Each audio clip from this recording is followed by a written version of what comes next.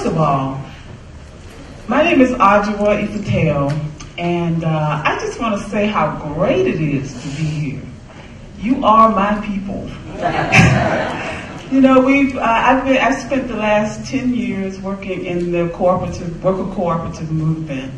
And so, you know, we have people there who want to change the world.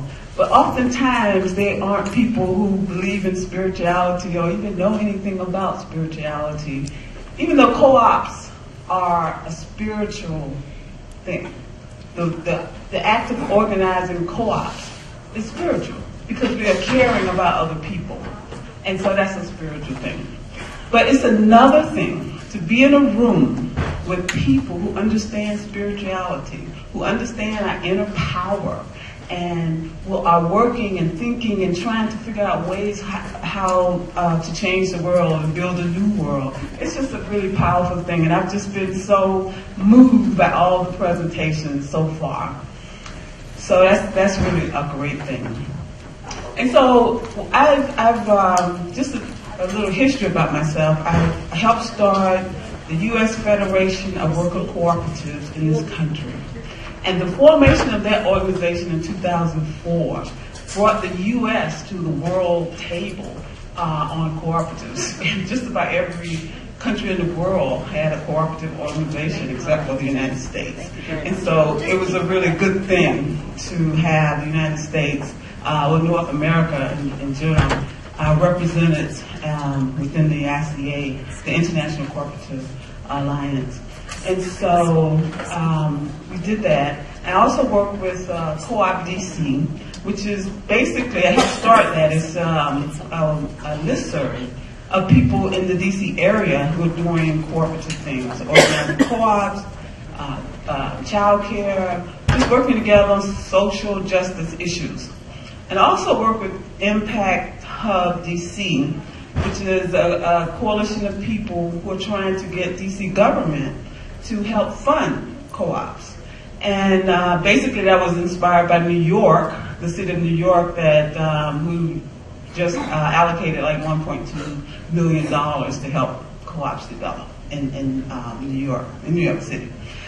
And so, you know, I want to start off by talking about my grandmother. My grandmother, Rosalie Cooper, was she was a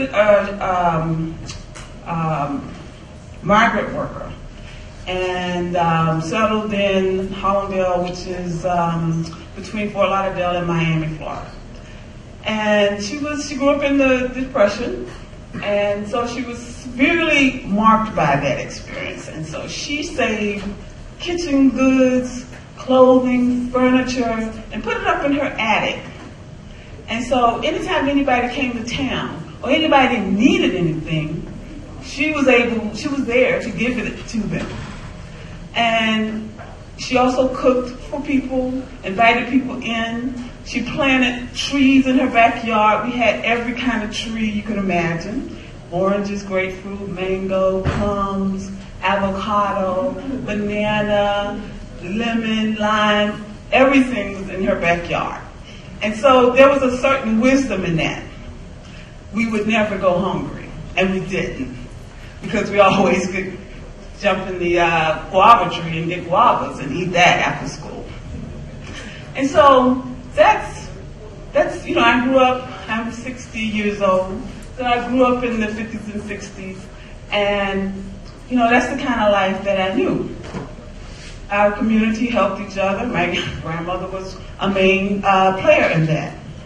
And so that's where we kind of need to go back to. And that's what microfinance, micro-lending, time banking, time dollars, and cooperatives is all about. And that's creating a new world economy. But it really is the old world. It's the way we used to be. It's the kind of community that we used to have that we need to get back to. The previous speaker talked about how we lost our mythology, our storytelling, our humanity. And I think part of it has gone into the way we've been sort of shepherded by what I call the matrix, this society that teaches us to be consumers and to not trust ourselves and to look outside of ourselves for happiness and our sense of reality. And so we have to get back to the ways of my grandmother, I like to say, where we help each other, where we do things without money, or without money being the object. And so the first thing I want to talk about is what they call time banking or time dollars. Somebody passed out the citizen shares, and so that's just an example of things that people do.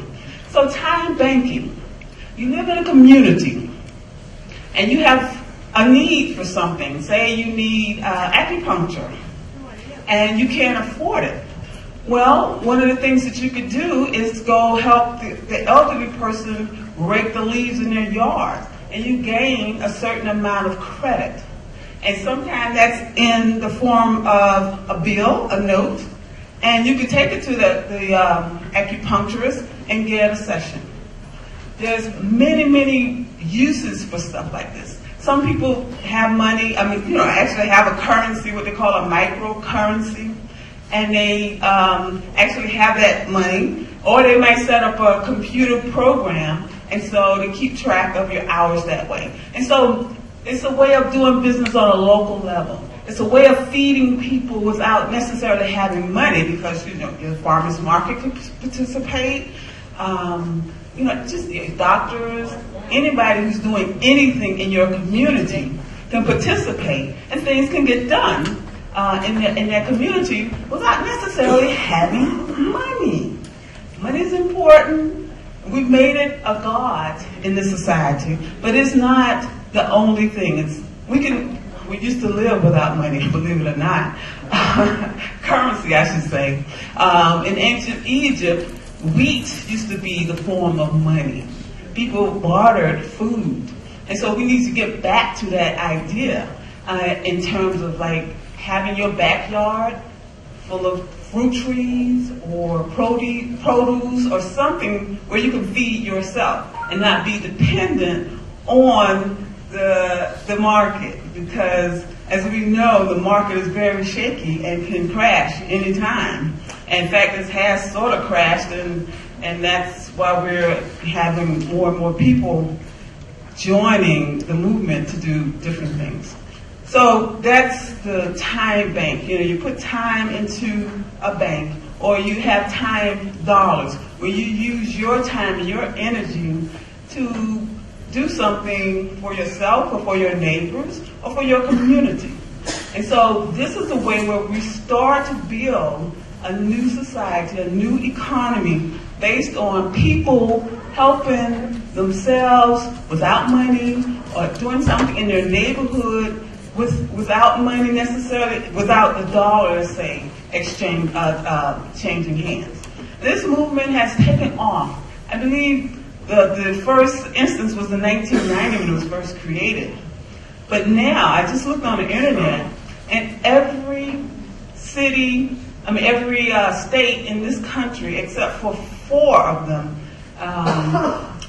Wyoming, Utah, North Dakota, and South Dakota, don't have the system, time banking or time dollars. It's called different names, local microcurrency, green currency. But in the United States, just about every state, except for those 4, have some kind of system going on. And in the Northeast, it's like totally concentrated. And it's something that is happening all over the world. England, Kenya, Canada, all over. People are finding a way to survive without money, or without the dollar or the euro. And sometimes these currencies are backed by the dollar or the euro, but they aren't always. And so once we release that inner power, that inner creativity, we can find ways to make a difference. And that's one of the reasons I really like being here, is because we, as you grow up, you see the world, and you know that there's there's a possibility for more, but it's, you know, the world doesn't quite see your vision, and so you have an opportunity to share what you're going through and get some feedback on that, and use that to change the world. Okay, and so the next thing is micro lending. That is a process that started in, I believe it was 1883, in the Grameen Bank. I should use my notes. Right. Let's see. In India, Bangladesh, where people would get a loan of something as small as $100. That's really nothing in this country, but it can make a real big difference with other people around the world. You know, women in particular are able to start businesses and become self-sufficient based on a $100 loan and pay it back. And so, you know, that's kind of taken flight in India and Africa and other places around the world. And even in this country, though, $100 will never get us started here in business, but it helps in some small micro businesses. So that's another thing that is taking place in this country, has been for a while. And one of the good things is that these things overlap. In New York State, there was a group that used the time dollars to start a worker co-op. Now, cooperatives is another form of doing business that involves ownership by people as opposed to one person, or that is controlled by a group rather than the shareholders. It's an autonomous, voluntary association of people who come together to fulfill an economic need. And so you can have cooperatives in all sectors. There can be housing cooperatives. People get together and they, you know, build a community by, say, using abandoned houses, or you buy a building itself and create a cooperative where everybody owns the building and everybody buys a share, and so you have a place to live. If you want to live with people, some people don't want to live with people, and you own that and you control it and you determine what the rate will be. And so you can do housing cooperatives. In the 60s, people did food cooperatives. You can do electric or utility cooperatives.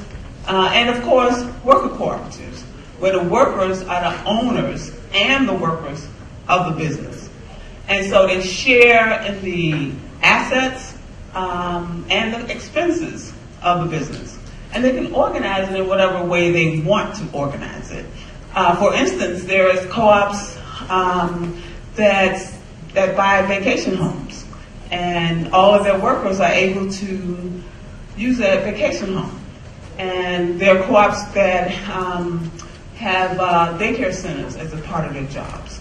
There are co-ops that get people off of welfare.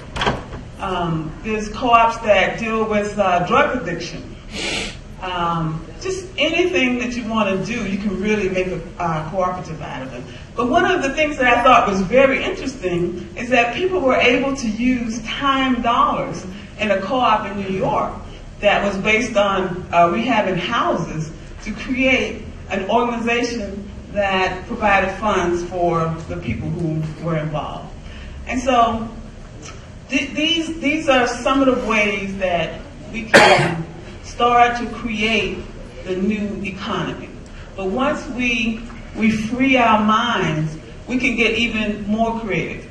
Some of the ideas today, you know, the digital self-employment, the new technology, those are kinds of things that we can create businesses out of that are owned and controlled by the people who run the business.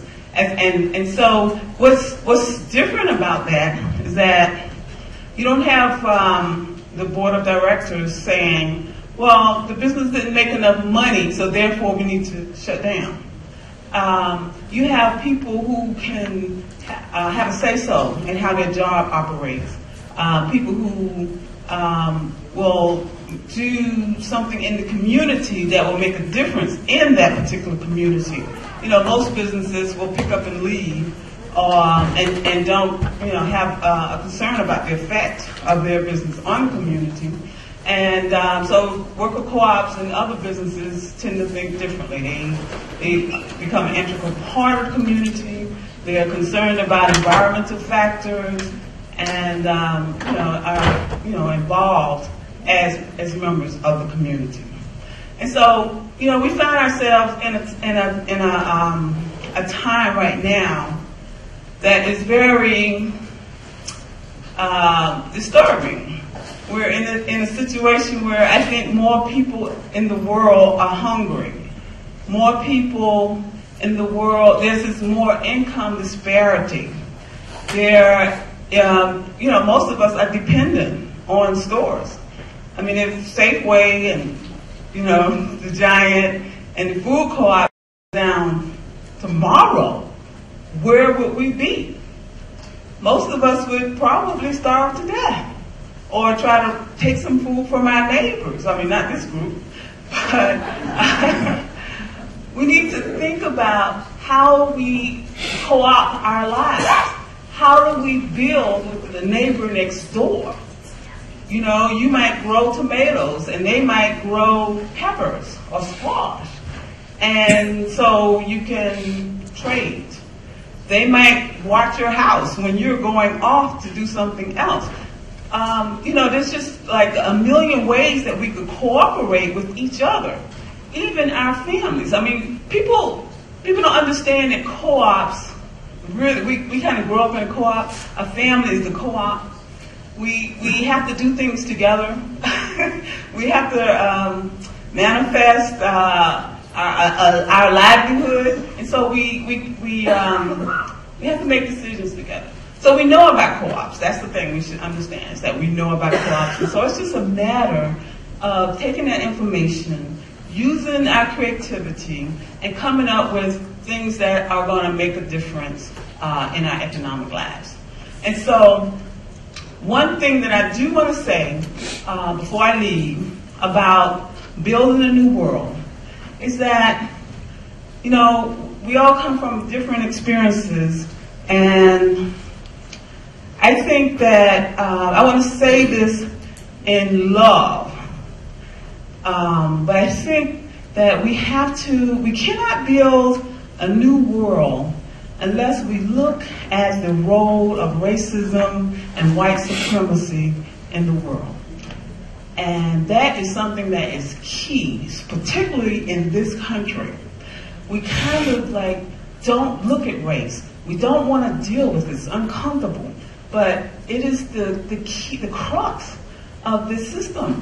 And so there's one group, the Southern Grassroots Economics Project, that made a statement. If Mike Brown had lived in a sustainable community, or a community that was looking out for other people, would he be alive today? They asked that question. And it's a very, very powerful thought. This country is really, not just in this country, but, the whole world sort of caters to the U.S.